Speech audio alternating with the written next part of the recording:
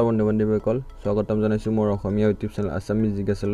বন্ধুসকল office of the mission directorate national health mission আসামত এটা খালি পোষ্ট ওলাইছে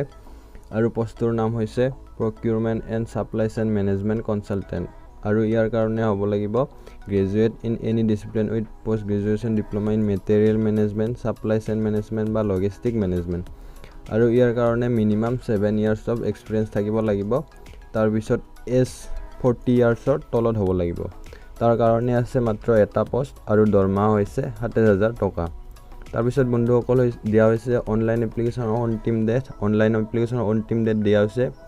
25 মাৰ্চ তাৰিখ আৰু ইয়াৰ আগতে আপোনালোকে অনলাইন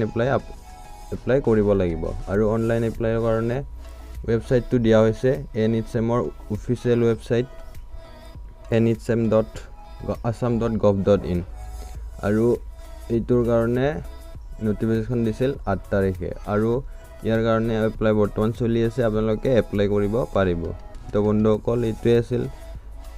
আজিৰ কাৰণে এটা নোটিফিকেশন আপোনালোকে এপ্লাই কৰিলে কৰিব পাৰিব তো বন্ধুসকল আজিলৈ ইমানে